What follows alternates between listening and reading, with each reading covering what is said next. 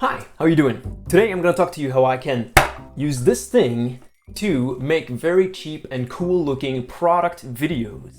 Ooh.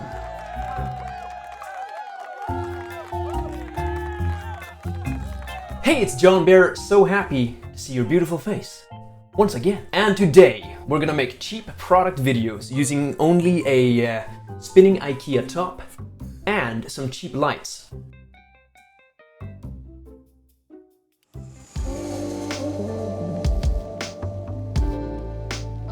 Welcome back!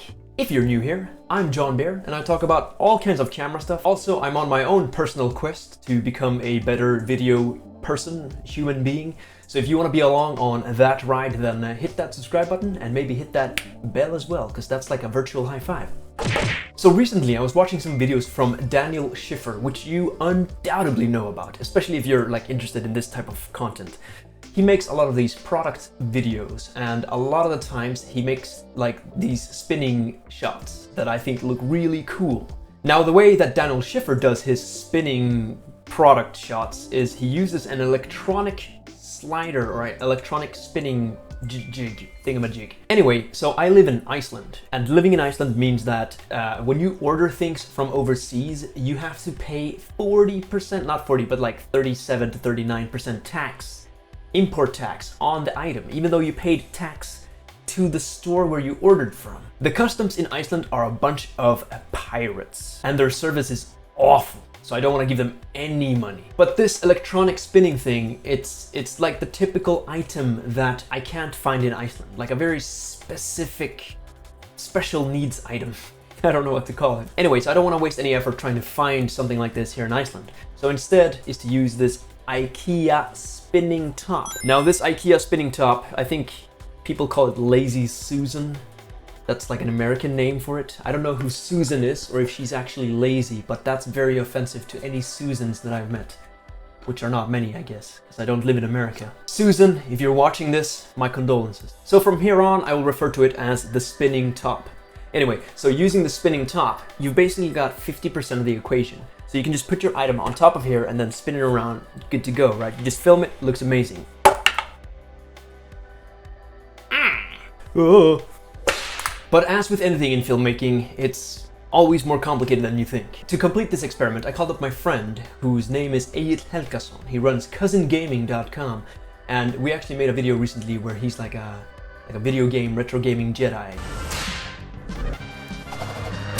So I call him up and I ask him if he's interested in making some product video things with his retro game collection. He liked the idea, and so we decided to shoot. Now, to make it look really nice, I brought my Neewear lights that I've made another video about that you can probably click somewhere up here. This is a budget $43 light, a set of lights. You get 2 of them, which comes with these handy stands as well. Actually, there's one right here. Look at it, just like that. It's very handy actually. So the stand is small enough that you can just put it on your desk, like I'm doing right now, but it also extends to like 1 meter height. So if you're filming somebody that's sitting down, you can still raise it high enough. Anyway, so back to the topic. I decided to use these 2 lights to light the product in the shot, which turned out pretty cool. In these example shots that I have in the video, you can see that the background is lit blue and then the item is lit white. So actually the lighting here is really simple. What I did is basically I have my main softbox, like white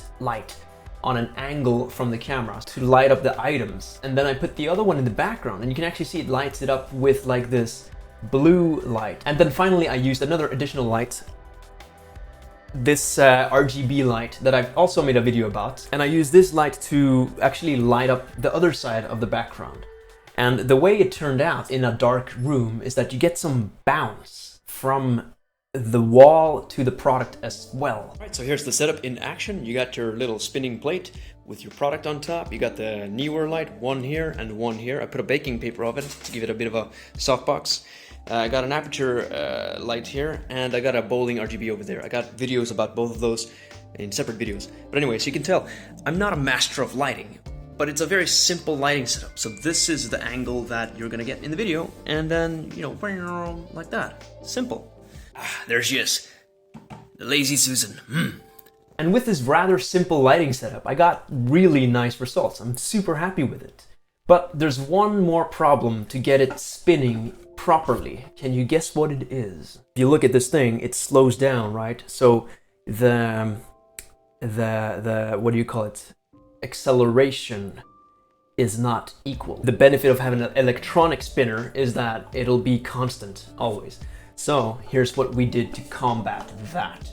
I filmed in a high frame rate. I filmed in 120 frames per second, and then when I spin the product, I try to put enough force into it that it'll spin an entire circle, but not too much force that the item will go flying off. So I do it a few times to get the item to spin a perfect 360-degree circle. And then what I can do, since I'm filming in a high frame rate and there's no motion blur or anything, it gives me a lot of freedom to control the speed of the clip. So looking at my clip, I try to cut it so it starts exactly when my fingers are out of frame, and then I cut it exactly when it's spun a full circle. That way, when the clip loops, it looks like it just goes on forever. What I did is I speed ramped the clip when it's about to slow down. That way, you can get a somewhat consistent looking spin. And then with the speed ramp in place, it's gonna look like the speed is somewhat consistent as well.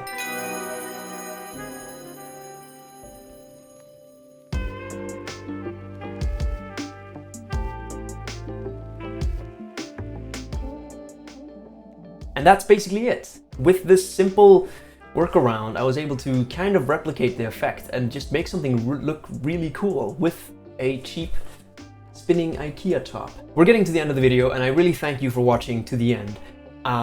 The only thing I hope with this video is that it's inspired you to try something similar, inspired you to maybe make a product video of yourself. Why not? At the very least, if you're like a tech reviewer or you're talking about some stuff on YouTube, you might want to use this technique to film whatever thing you're talking about. So for example, if you're a retro gamer, you would do pretty much exactly what I did, you know, film retro games spinning around and make them look really cool. I mean, how awesome is that? It's a fairly simple way to just add more quality and finesse to your video content. As for me personally, because I'm talking about a lot of like camera gear and stuff, I'll be using this technique moving forward when I'm filming my camera gear that I'm talking about, just to give the audience like a cool 360-degree spinning angle of the product. So if you're a content creator, this is a great tool to have on this cheap little thing. That's it for this video. Thank you so much for watching. I'm John Bear, and again, if you're into this kind of stuff, like this how to make videos professional, you know, the stuff that I talk about, then yeah, go ahead, hit that subscribe button, and I'll see you in the next video. Bye-bye.